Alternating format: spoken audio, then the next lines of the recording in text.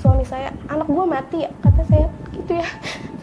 Suami saya, enggak, gila kali ya, kata dia kan gitu, gue matiin anak gue, kata dia kayak gitu. Kepala anak saya udah saya pegang, kok ini lembek. Saya di situ sempat teriak-teriakan sama dia kan. Saya selalu berdoa, ya Allah semoga suami saya ini berubah gitu.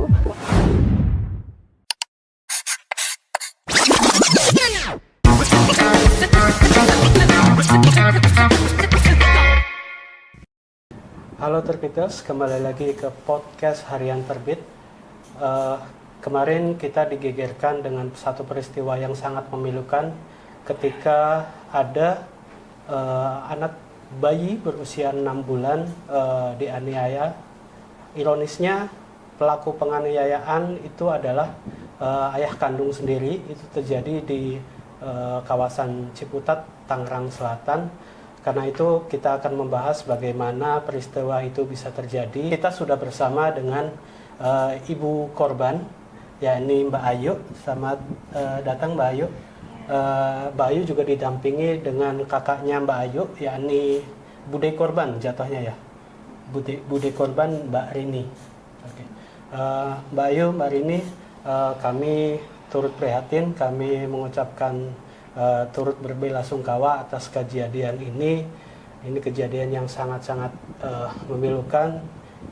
Tidak terpikir oleh kita semua bahwa orang yang harusnya melindungi, orang yang harusnya mencintai, malah menjadi penyebab dari hilangnya satu nyawa seperti itu.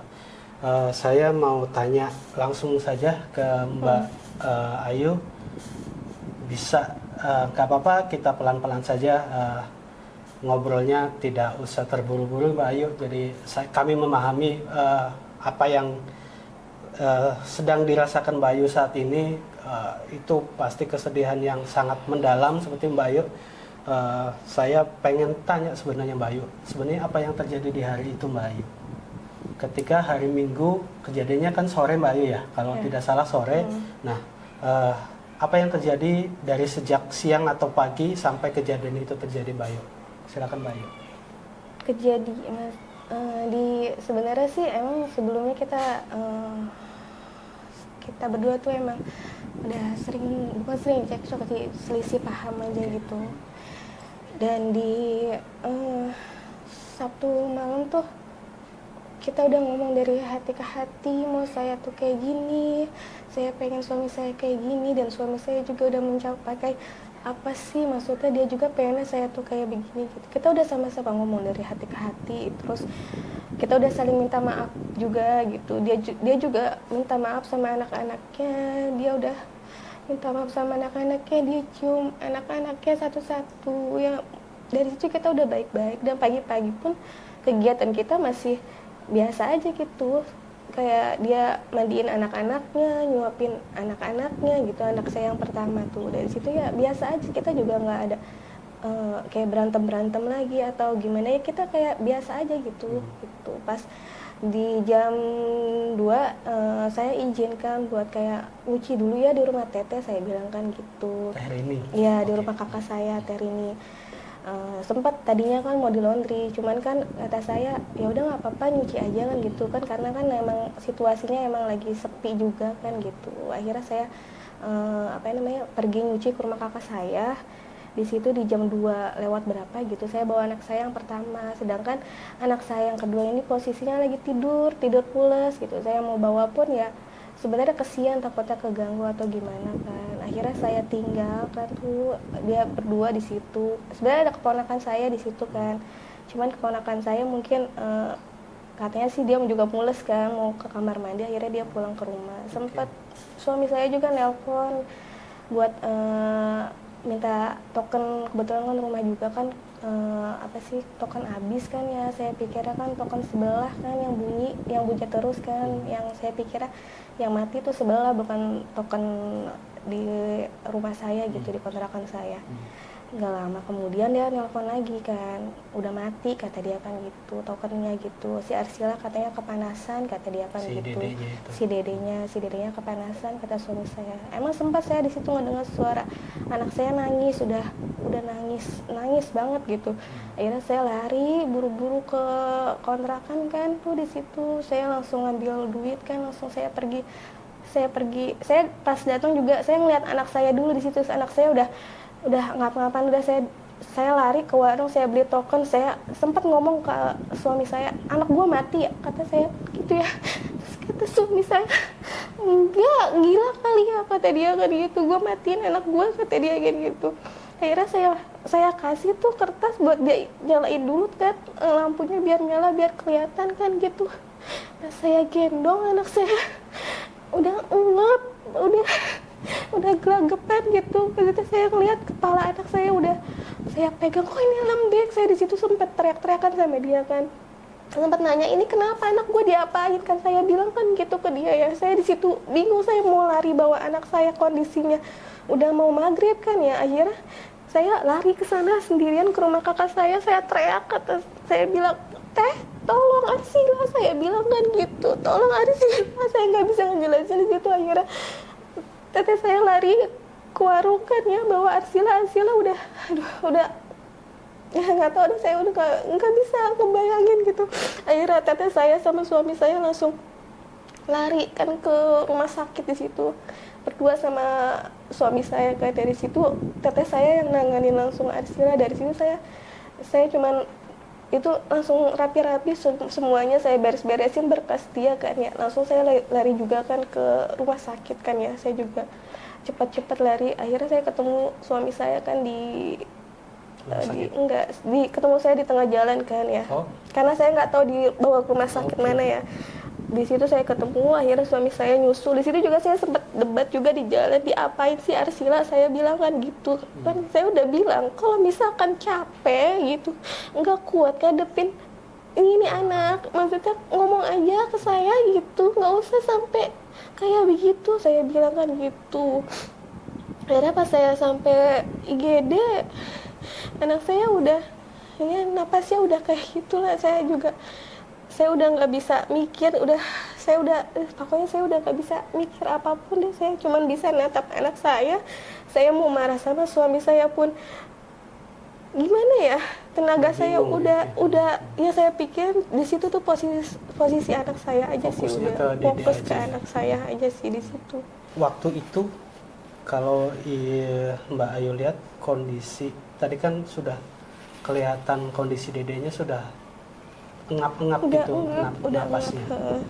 Tapi tidak ada pendarahan atau apa? Nggak ada sih, nggak ada pendarahan yang saya lihat. Di bekas bantal pun sekarang masih ada sih bantalnya, sarung bantalnya juga nggak saya cuci gitu, masih ada bekas dia terakhir dia pakai di saat itu pun nggak ada darah sama sekali gitu. Cuman kayak basah, mungkin keringat dia kali ya atau apa dah gitu. Oke, jadi ketika sudah di rumah sakit sampai dinyatakan meninggal dunia itu lama, atau ketika ditanganin dokter udah menyatakan si Dede udah nggak ada? Lama itu. Cukup 3 jam ya? Iya. 3 jam. 3 jam. Setelah penanganan ketika di IGD? Masukkan IGD, diinfus, kemudian masuk ke ruang CT scan ya kan? Pas di CT scan itu napasnya udah mulai pelan-pelan. Nah, lalu suster panggil dokter, dan dokter bilang ini harus ke ruangan NICU. Nah, di ruangan NICU saya nunggu sejam. Berarti sempat dipindahkan ke ruang NICU. Pindahkan sejam, terus kemudian kurang lebih jam 8:30 saya dibawa masuk ke dalam tuh sama dokter, dan dokter bilang, ibu dari keluarga kita berdoa saja, katanya. Kita dari pihak dokter sudah berusaha semaksimal mungkin gitu kan, mungkin semoga aja doa ibu ini si dedenya bisa sembuh gitu, karena ya dokter bilang ini kemungkinan udah susah untuk hidup katanya gitu kan di situ. Nah, nggak lama dokter ngomong kayak gitu, langsung berapa menit ya? Iya. Nggak ada nyawa di situ. Jadi gini, setelah si dedeknya ketahuan meninggal. Dinyatakan sudah Saya keluar kan. Oke. Kebetulan tuh suaminya lagi beli minum keluar kan. Saya keluar, saya sengaja mau nemuin dia. Sengaja pas ketemu, saya sempat kesel ya, emosi. Ya, ya. Jujur coba, diapain anaknya? Diapain? Nggak mungkin, karena sepengakuan dia itu, dia tersandung kabel pas gendong. Oke, terus Ngaku sama jatuh saya. seperti itu. Jatuh kejedot freezer. Sedangkan saya perhatikan kabel tuh nggak terbelit-belit dan nggak masuk akal gitu. Kalaupun kejedot, si anaknya itu kan kepalanya nggak mungkin sampai sebesar itu gitu kan. Terus saya tekan dia kan, diapain anaknya, diapain, jujur terus terang kata saya gitu kan. Akhirnya dia jujur, dia bilang itu dibanting. Dia bilang ngomongnya cuma 1 kali sama saya. Lalu Kemana dibanting, kemana? Ke kasur. Kenapa kayak begitu gitu kan ya? Nggak tahu, hilap karena dia pusing dengan suara tangisannya. Dan dia bingung harus ngelakuin apa nih, si Dede nangis kenapa gitu kan, dia bingung. Jadi kayak mungkin refleks, hilap langsung main banting aja mungkin gitu. Nah dari situ saya langsung, ini nggak bisa didiamin ini, kamu saya laporin ke polisi.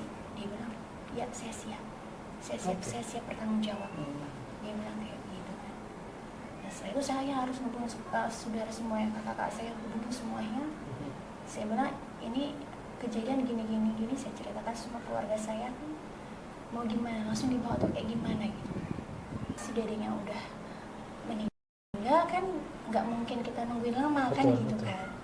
Akhirnya ya udah diproses gitu kan. Kebetulan saya telepon orang di sekitar rumah gitu kan, minta bantuannya untuk ambulan gitu kan. Kebetulan kemarin itu kan ambulannya lagi nggak ada, jadi kita telepon di dekat rumah kan ya. Dan dia datang tuh sama Bu RT datang kan, dia bilang oh ini langsung lapor aja katanya begitu kan. Saya didampingin sama dia tuh. Setelah itu baru kita pulang. Nggak lama kita pulang ke rumah, polisi datang. Atas laporan beliau. Jadi sebenarnya memang ayah anak ini memang, ayahnya Dede ini memang sebenarnya tetap di sana ya, nggak kemana-mana. Tetap di sana, nggak kemana-mana. Dia karena dia bilang udah mau tanggung jawab kan, dia benar dia ngikut semua. Dia juga ada di ambulan sih sama saya kan, pas saya gendong si Dedenya itu bawa ke rumah itu, dia ada di ambulan sama saya gitu. Kalau Mbak Rini lihat, ada dia mungkin di raut mukanya ada menyesal atau biasa aja, atau dari perilakunya ya? Dia menyesal sambil begini, tapi yang nggak mengeluarkan air mata. Nggak ngomong apa-apa pun? Saya ngomong, ya saya hilap. Dia gitu doang. Dia cium tangan saya, dia bilang, maafin saya, katanya gitu. Saya hilap, saya nggak punya niat sedikit pun untuk istilahnya kayak begini gitu kan ya. Ini semua refleks gitu saya lakukan. Dia bilang gitu, karena nggak tahu, setiap ngedenger suara si Dedek nangis tuh kayak bingung mau ngapain gitu. Kayak gitu kan. Tapi kan di situ hati saya ngeganjel kan. Ini nggak mungkin hanya sekilas refleks, nggak mungkin. Pasti yang nggak tahu juga saya dia punya niat atau apa, saya juga nggak tahu deh. Mbak Ayu tadi kan Mbak Ayu sempat bilang ketika malamnya, malam Sabtu itu sudah maksudnya sudah ngobrol bareng, kita pengennya apa, kita kedepannya mau kayak gimana. Memang awalnya memang ada masalah Mbak Ayu dengan sebenarnya bukan masalah berat sih ya, kayak masalah sepele. Karena kan dulu kan sebenarnya dari saya juga sih, maksudnya saya masih punya rasa trauma di 2 tahun lalu saat saya lagi hamil gitu. Dia nggak pernah nyakitin saya secara fisik, cuman dia nyakitin saya secara mental terus menerus. Jadi setiap masalah sepele pun ya situasi hati saya masih masih di perasaan yang di 2 tahun lalu itu. Saya udah ngejelasin ke dia, saya udah ngejelasin kenapa saya kayak gini gitu. Saya cuma pengen dia sebagai suami saya perhatian gitu. Saya juga butuh itu, sebetulnya itu yang saya mau gitu.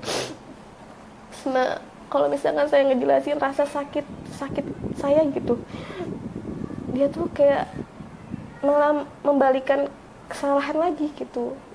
Jadi kayak apa ya, jadi kayak saya yang gila sendiri gitu. Setiap saya kayak nangis, teriak, ngeluapin emosi saya gitu, dia selalu bilang, lu gila ya, lu stres ya, lu dikit lagi gila. Dia bilang kayak begitu. Padahal di 2 tahun lalu itu menurut saya itu benar-benar sakit banget, benar-benar ya sakit banget gitu. Apalagi posisi saya lagi hamil, dan selama 2 tahun lebih gitu dari sikap dia pun yang nggak ada berubahnya gitu. Saya malah dari pribadi saya selalu berdoa, ya Allah semoga suami saya ini berubah gitu.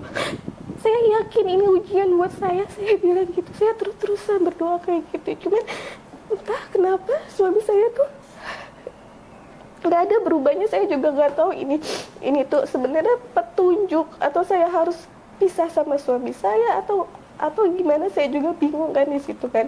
Cuman saya setiap, karena saya udah nggak kuat sama sikap suami saya yang manipulatif, yang playing victim gitu. Saya nggak kuat. Saya pernah bilang kita cerai, kata saya kan gitu, biarin anak-anak, kata saya kan gitu. Cuman dari dia nggak mau ngelepas saya gitu. Cuman cara dia dari sikap, kelakuan, kayak setiap ada masalah atau apa gitu, kayak seakan-akan nyuruh saya pergi gitu. Cuman dari minta untuk mempertahankan itu. Makanya dari situ saya bingung. Di situ saya setiap cerita ke kakak saya curhat ke kakak saya juga diomeli gitu. Ngapain sih, itu kan aib suami, ngapain cerita-cerita ke keluarga gitu. Jadi makanya saya semuanya selama saya nikah sama dia, setiap masalah apapun yang dia lakukan ke saya pendem gitu ke dia. Makanya pas kemarin ya saya udah ngomong dari hati ke hati, saya tuh kayak gini gitu. Sebenarnya di hari Rabu pun kita saya duluan yang WA dia buat minta maaf ya kalau misalkan saya jadi seorang ibu atau seorang istri yang belum baik buat dia sama anak-anak, saya bilang kan gitu. Saya WA dia panjang, cuman dari respon dia nggak ada respon sama sekali. Di situ oh ya udahlah, nggak apa-apa, saya ngalah biar enggak ribut lagi. Maksudnya saya juga pengen sehat gitu. Saya nggak pengen emosi saya tuh saya lampiasin ke anak-anak. Saya nggak pengen gitu. Saya intinya saya pengen sehat secara pribadi, secara mental, secara hati. Saya pengen tuh kayak begitu. Terus pas hari Kamisnya emang dia pulang. Hari Kamis dia pulang, di situ saya ngiranya kan suami saya bakal ya udah sini, maksudnya kita maaf-maafan gitu atau gimana, peluk saya kayak gitu, kayak atau gimana. Saya juga capek sebenarnya gitu. Cuma dari dia sikapnya dingin banget, cuek banget gitu. Padahal posisi saya udah minta maaf, saya udah ngalah, maksudnya ngalah demi kebaikan anak-anak juga kan gitu ya. Di hari Jumatnya pun pas dia mau berangkat kerja pun ya dia malah mau apa sih, kayak mengatakan rumah tangga panas, rumah tangga gitu. Di situ kan saya ya Allah, di situ posisi saya udah coba apa ya, saya udah coba membaikan semuanya, situasinya biar baik-baik lagi gitu, coba bertahan dengan dia kayak begitu. Tapi respon dia kayak gitu, dan saya juga bingung kan, saya harus gimana ini gitu. Sedangkan kalau misalkan emang saya pisah pun sama dia, ya pasti dia nggak bakal tanggung jawab sama anak-anak gitu. Udah, maksudnya saya udah ngebaca dia tuh seperti itu gitu. Mohon maaf kalau boleh dibagikan, yang 2 tahun itu persoalannya apa sih? Perempuan sih sebenarnya. Oh, ada perempuan lain?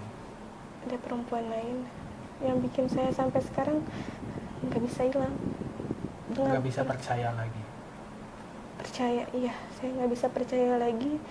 Setiap perempuan itu bilang gini, dia nikahin saya secara terpaksa. Sedangkan si suami saya pun di situ udah mau nikahin itu perempuan.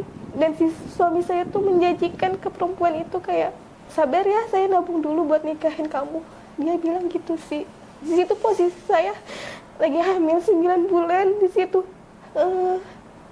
saya udah kontraksi, saya udah mules, air ketuban saya juga udah rembes. Cuman dari sikap dia biasa aja.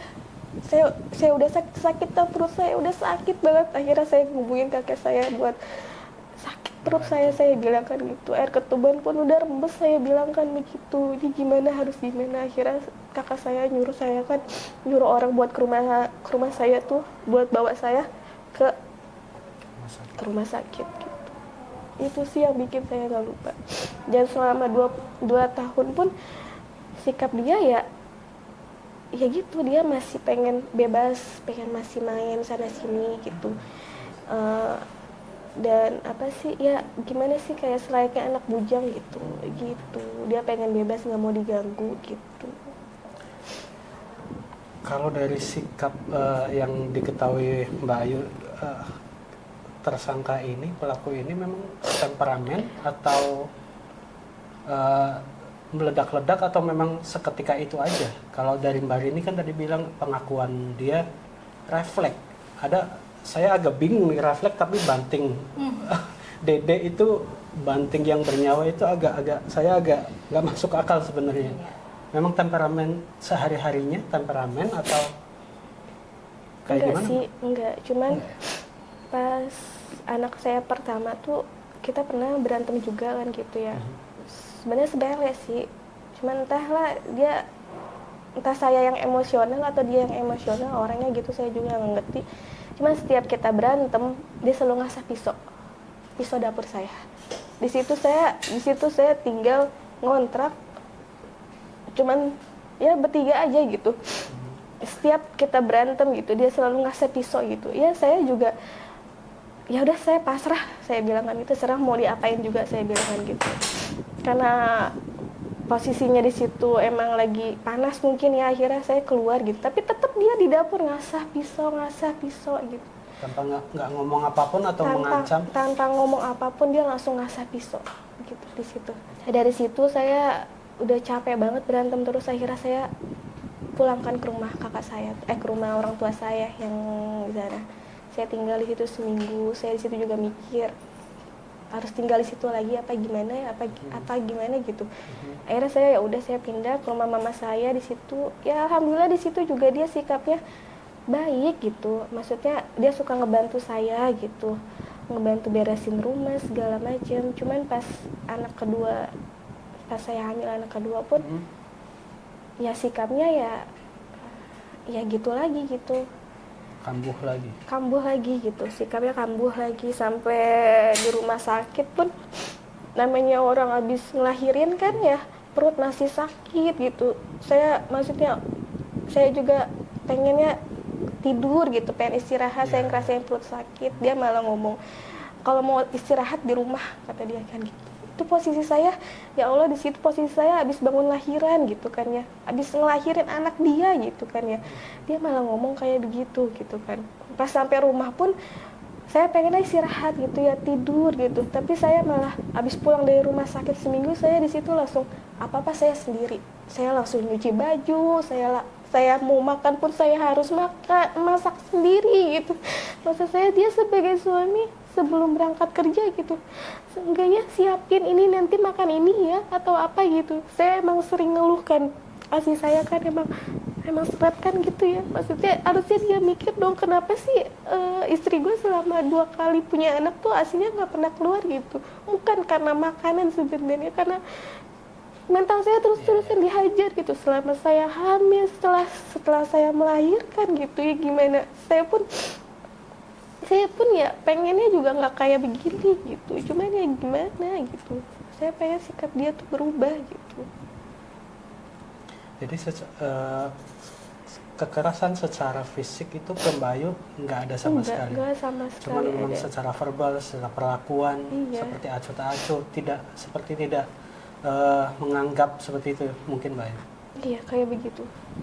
Untuk ke anak yang kedua pun seperti itu perlakuannya, atau ketika kita punya anak, misalkan anak, saya sebagai suami, sebagai bapak menyambut itu dengan gembira gitu, seperti itu. Kalau untuk anak kedua ini seperti apa?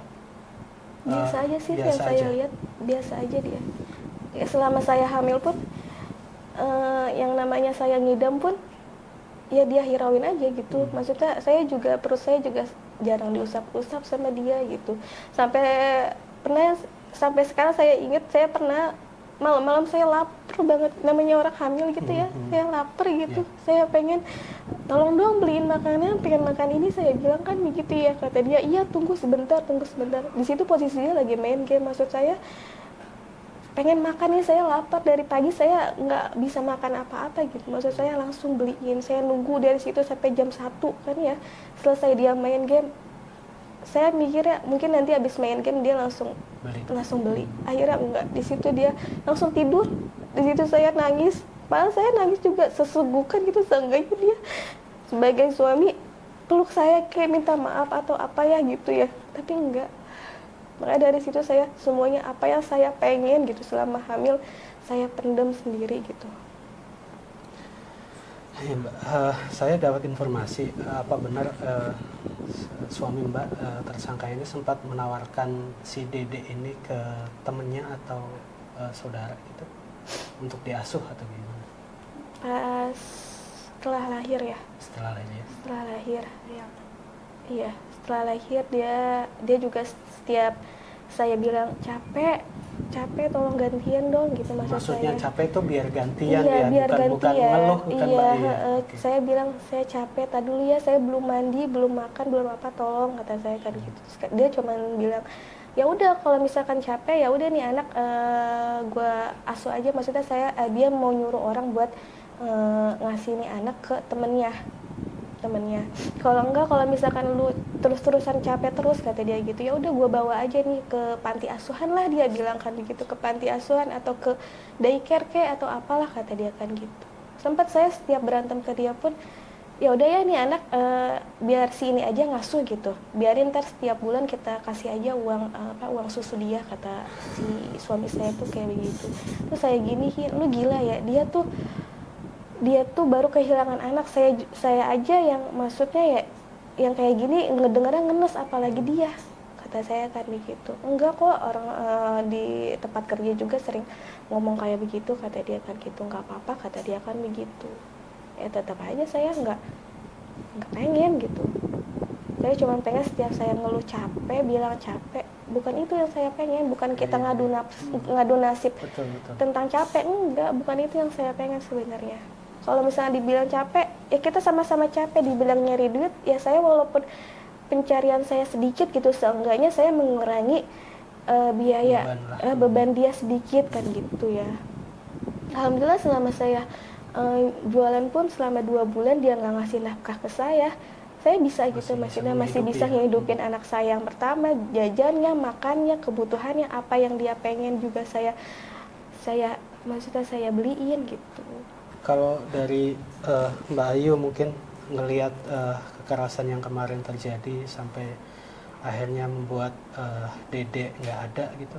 Sebelumnya memang sempat melakukan kekerasan itu beberapa kali atau mungkin ada luka-luka yang Mbak Ayu ternyata kok ada luka, bekas luka gitu di tubuh Dede sebelum kejadian ini ya? Sering sih. Kayak tiba-tiba ada sih saya fotonya pas anak saya itu matanya tiba-tiba sini biru, dadanya biru juga. Saya sempat fotokan ke kakak saya, ke teteh saya.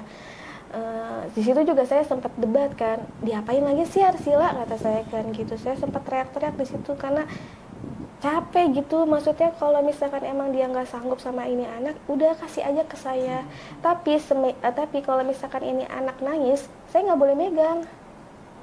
Saya nggak boleh menenangkan anak saya gitu, kayak misalkan tidur gitu, udah nggak apa-apa Arsila sama aku aja, kata dia kan gitu, aku aja yang tidurin. Tapi posisi anak itu tidurnya nangis, terus-terusan nangis kayak nggak nyaman gitu kan. Saya juga kan ngedengernya juga gimana ya, yang nggak enak juga gitu. Iya, saya juga kan mikirnya atau gimana kan gitu. Akhirnya udah sini sama saya aja nggak apa-apa. Pokoknya setiap saya mau megang Arsila itu tuh saya harus ribut dulu sama suami. Malah nggak boleh? Iya, malah nggak boleh. Malah dia bilangnya udah urus aja nih anak yang pertama aja gitu, kata dia kan begitu. Ya maksudnya kan ini yang nangis gitu. Udah sama saya aja, saya yang tidurin. Tapi tetap sama dia nggak boleh pegang. Sampai setiap pagi pun kalau ada dia pun saya perebutan jadinya.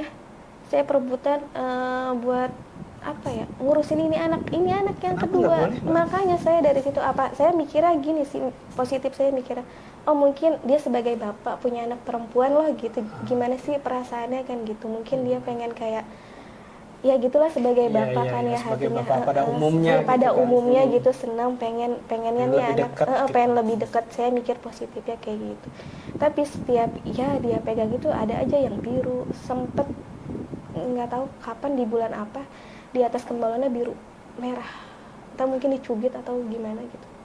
Tapi tetap nggak ngaku juga. Iya, dia cuma bilang gemes sama ini anak, gemes Gemes. gemes doang. Gemes bilangnya. Sampai kemarin sih, pas kemarin hari apa gitu, saya mimpi anak saya kan, dia cuma bilang mama makasih, kata dia gitu. Terus di situnya dia bilang, kenapa Arsila dicubitin, kenapa dipukulin. Di situ saya bangun, ya ampun ini mimpi atau gimana ya, saya kok kenapa ini anak, maksudnya ini anak bayi. Emang sebelum tidur saya, ya Allah pertemukanlah saya dengan anak saya gitu di mimpi, saya ingin gendong anak saya ingin meluk anak saya bilang kan gitu.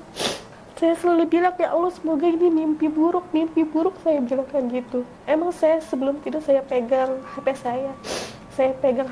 saya liatin foto anak saya dulu kan sebelum tidur ya. Terus malamnya nggak tahu jam berapa itu saya mimpi, tiba-tiba HP saya nyala, di situ ada foto anak saya yang lagi pakai baju pink yang habis saya liatin. Dia ngomong gitu, mama makasih ya, kata dia gitu. Terus dia bilang, kenapa Sila dicubitin, dipukulin, dia bilang gitu. Saya sempat, aduh ini mimpi atau gimana sih, saya sempat bangun kan di situ ya. Akhirnya saya tidur lagi, itu saya mimpi saya nyambung lagi di situ. Saya gendong anak saya yang kedua, saya ajak main sama anak saya yang pertama, di situ kita jalan-jalan gitu. Sempat saya, ini mimpi atau bukan sih atau gimana, sempat saya terus-terusan kayak gitu. Sebelum saya tidur terus-terusan saya bilang, ya Allah semoga ini mimpi buruk, saya bilang begitu.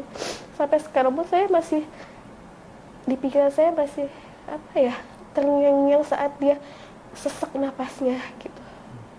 Terus sih masih nggak nyangka aja gitu. Sampai sekarang masih belum percaya itu Ya, sampai terjadi. nggak percayanya, sampai saya selalu bilang, ya Allah semoga ini mimpi buruk. Kalau saya mau tidur saya selalu bilang kayak gitu, semoga ini mimpi buruk, saya bilang.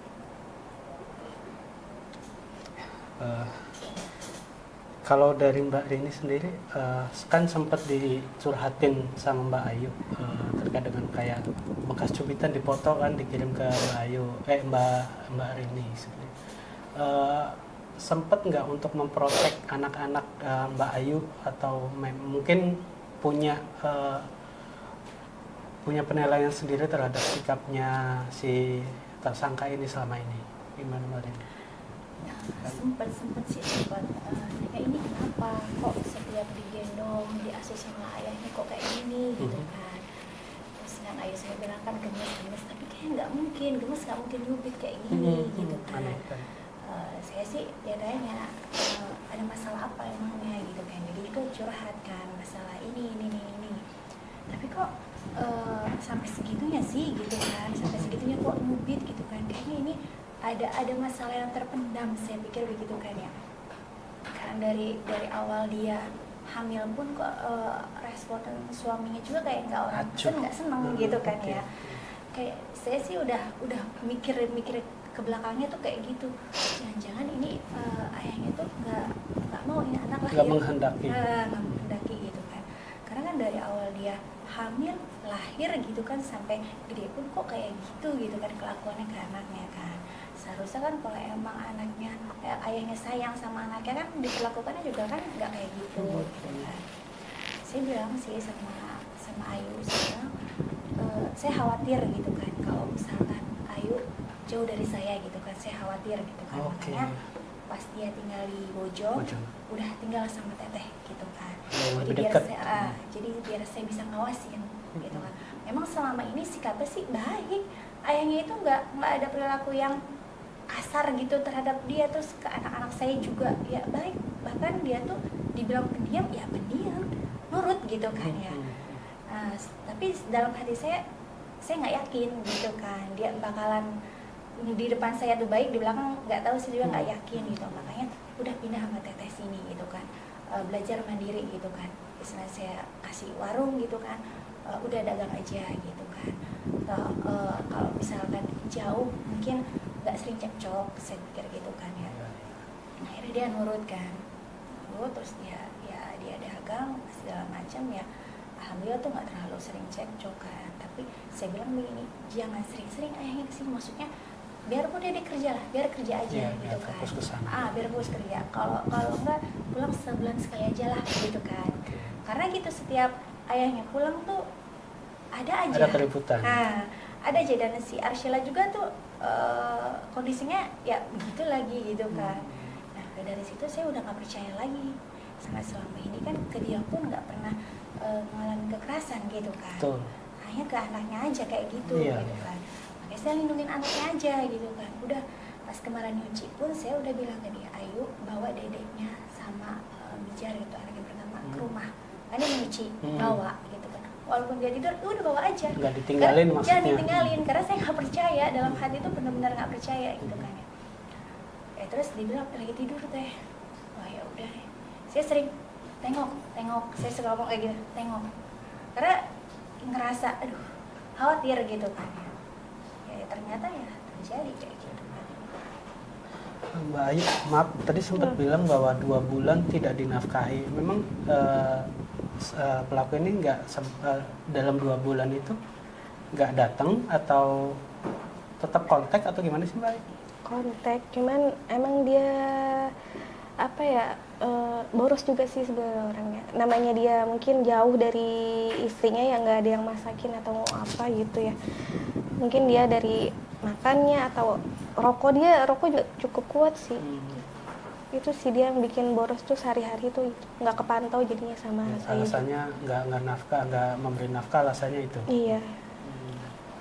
Oke, kalau saya ini konfirmasi saja ya, karena saya membaca pengakuannya dia ke polisi, bukan pengakuan, maksudnya polisi menduga dia itu disebut sering mabuk, maksudnya sering minum, terus dicurigai, diindikasikan judi online. Judi online, setahu saya ya enggak sih. Enggak. Cuman kalau di belakang saya, lingkungan dia atau pertemanan dia, saya kurang tahu. Dia cukup tertutup sebagai suami tentang keseharian dia di luar itu dia cukup tertutup sih sama saya. Jadi saya nggak tahu menahu kalau misalkan dia main judul atau enggak, ya saya bilang saya nggak tahu. Emang saya nggak tahu. Gitu. Pun dengan minuman keras. Kalau minuman di anak pertama itu emang sering dia masih tetap minum.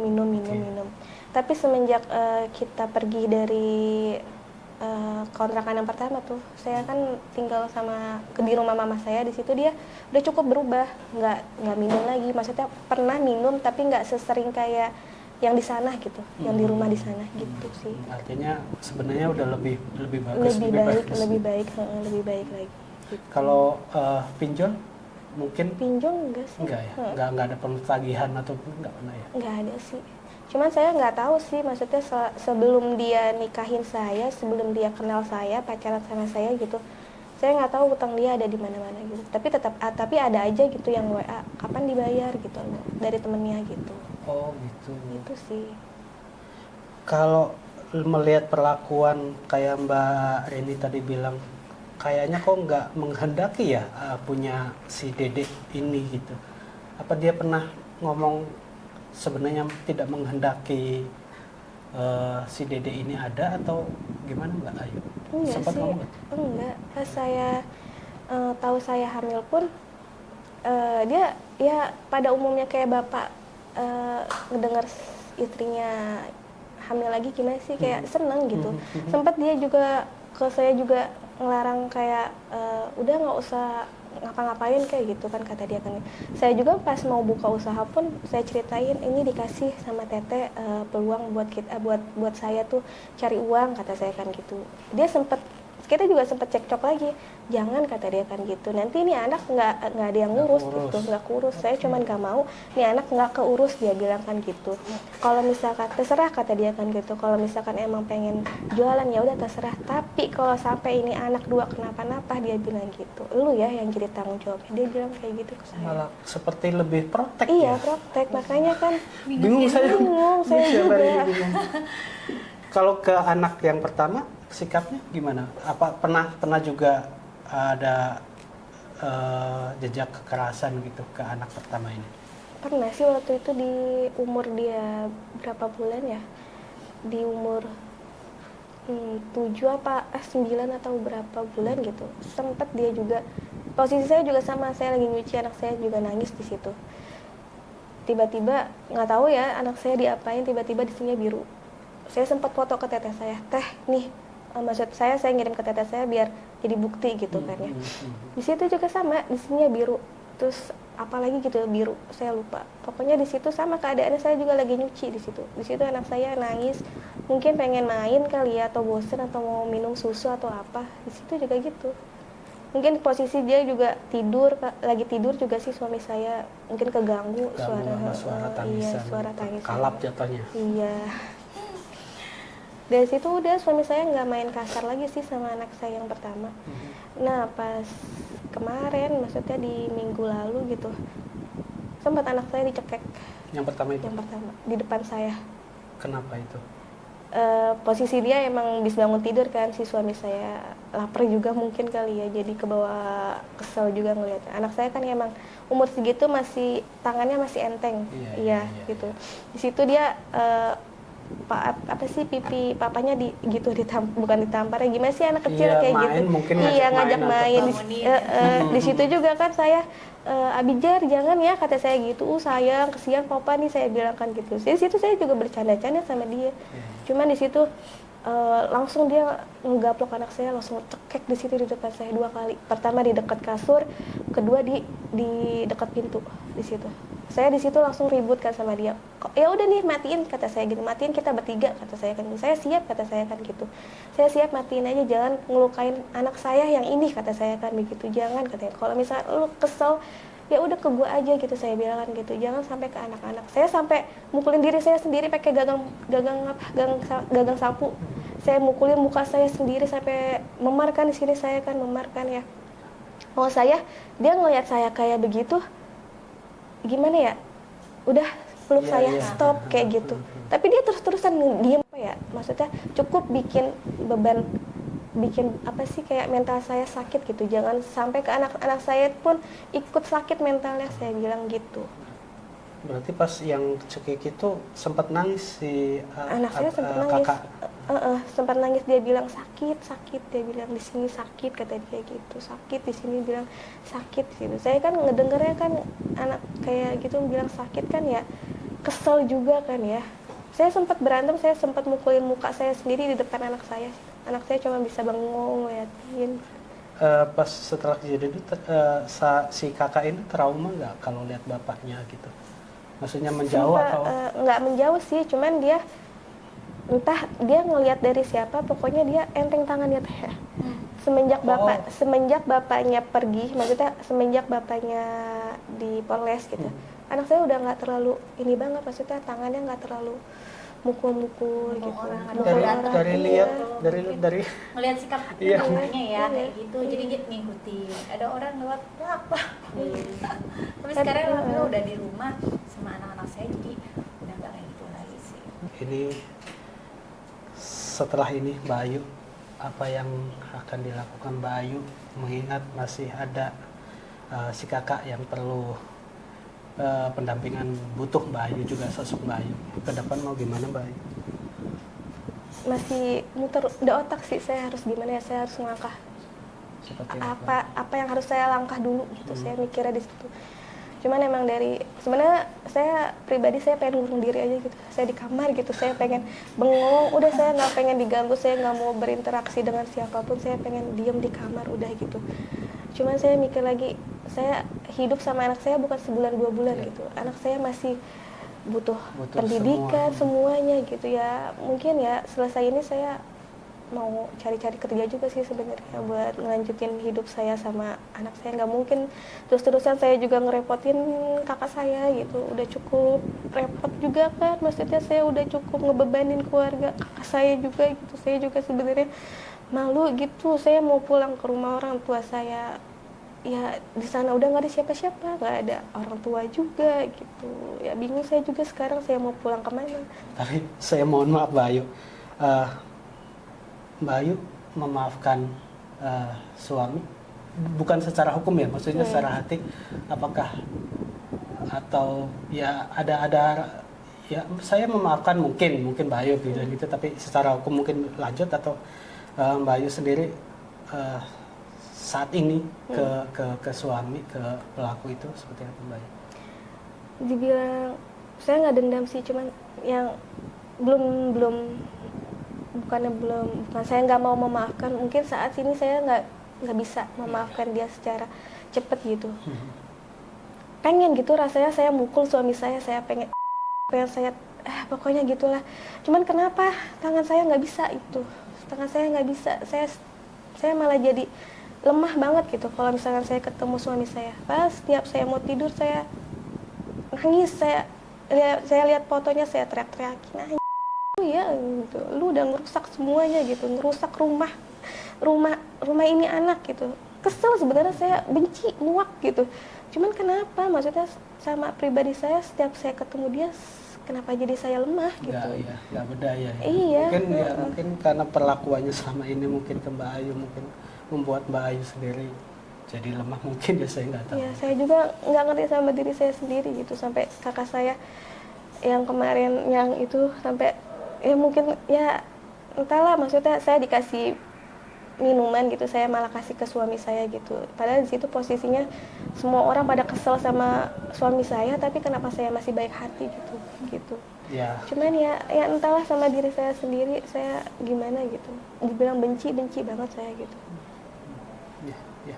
Sekali lagi mudah-mudahan ini segera selesai. Mbak Ayu pun masih punya kakak yang harus dibesarkan, harus dididik untuk menjadi yang lebih baik nantinya.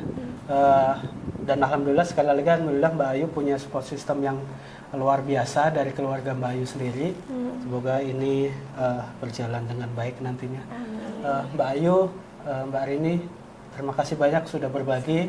Mudah-mudahan ini menjadi perhatian banyak orang agar kasus Mbak Ayu tidak terlupakan, karena takutnya viral doang nantinya layu gitu. Dan ini juga menjadi pelajaran bagi semua orang tua, semua keluarga untuk selalu melindungi anak-anaknya dari siapapun. Terima kasih sekali lagi, terima kasih Mbak Ayu, terima kasih Mbak Rini. Terbiters, demikian tadi perbincangan kita dengan Mbak Ayu dan Mbak Rini. Kita akan kembali lagi dengan podcast yang lainnya. Terima kasih sudah menonton. Saya tutup. Semangat beraktivitas.